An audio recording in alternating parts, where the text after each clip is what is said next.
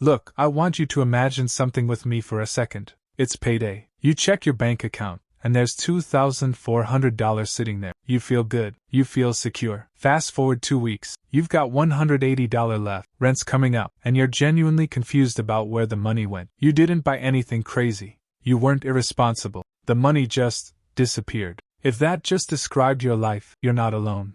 And more importantly, you're not broken. But you are caught in a psychological trap that most people don't even realize exists. My name is John, and I spend way too much time thinking about why smart, hardworking people stay broke while others seem to build wealth effortlessly. If you're someone who makes decent money but somehow never has any money, make sure to hit the subscribe button and give this video a thumbs up if this helps you out. Number 1.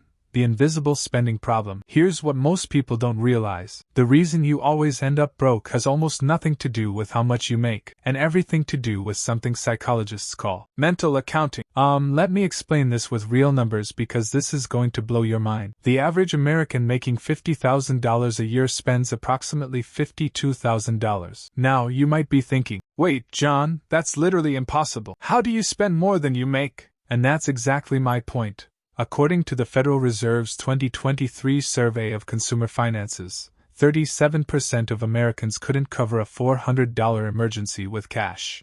Here's the thing. When you make $50,000, you don't think of yourself as someone making $50,000. You think of yourself as someone who has money available right now. And that right now, money? It feels endless. Let me show you the math that nobody talks about. If you make $50,000 a year, after taxes, you're taking home around $3,400 a month. Rent is $1,200. Car payment, $350. Insurance, $200. Groceries, $400. Phone, $80. Utilities, $150. That's $2,380 in fixed expenses. You've got about $1,020 left. $1,000 sounds like a lot, right? That's where your brain lies to you. Number 2. The psychology of small leaks. This is where it gets really interesting. Behavioral economists have found that we treat small purchases completely differently than large ones. Your brain literally doesn't register purchases under $20 as real spending. Here's a real example. You stop at a convenience store for a drink and a snack. $7. You order lunch instead of bringing it. $13. You subscribe to a streaming service you barely use. $15 a month. You buy a round of drinks on Friday. $35. Look at the actual numbers. $7 twice a week equals $56 per month. $13 for lunch 3 times a week equals $156 per month. $15 streaming service equals $15 per month. $35 on drinks weekly equals $140 per month. That's $367 a month on things that don't even register in your memory as spending. That's $4,404 a year on stuff you won't remember in a week. Now you might be thinking, okay, John, but I deserve to enjoy my life. I work hard. And look, I completely agree with you. But here's the psychological trap.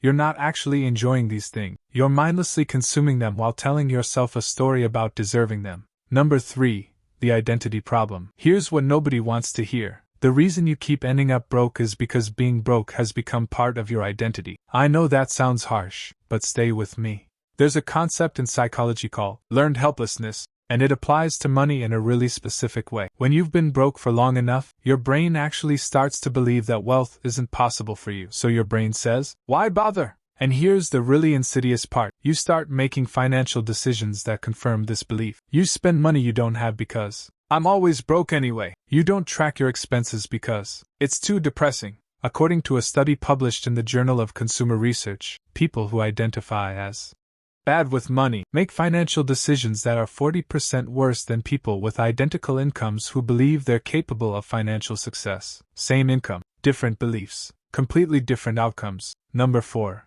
The emotional spending trap. Here's something most financial advice completely misses. The reason people always end up broke isn't actually about the money. It's about emotional regulation. According to research from the American Psychological Association, 64% of impulse purchases are triggered by emotional states: boredom, stress, loneliness, anxiety. You're not buying stuff because you need it.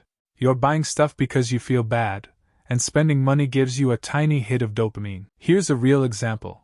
You have a terrible day at work. On the way home, you stop at Target for just one thing, and leave with $87 worth of stuff you didn't plan to buy. You're not stupid. You're not weak. You're just using shopping as emotional medication. And here's the brutal truth. It doesn't work. That dopamine hit lasts about 20 minutes.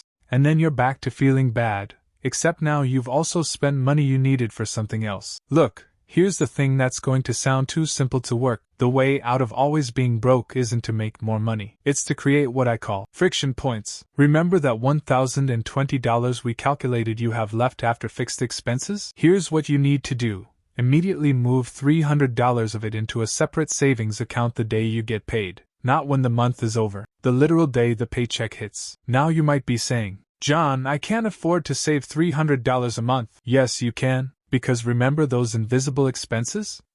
The $367 on stuff you don't remember? You just found your $300. But here's the psychological trick that makes this actually work. When that money isn't sitting in your checking account, you can't accidentally spend it. People who automate their savings save an average of 5 times more than people who try to save whatever's left. If you save $300 a month for just 1 year, that's $3,600. For the first time in years, you have a cushion. And here's what happens psychologically. You start making different decisions. Because now you're not someone who's always broke. You're someone who has $3,600 in the bank. Here's exactly what you need to do if you actually want to stop ending up broke. Step 1. Track every dollar for 1 week. Not to judge yourself, just to see the truth. Most people are shocked when they see the real numbers. Step 2.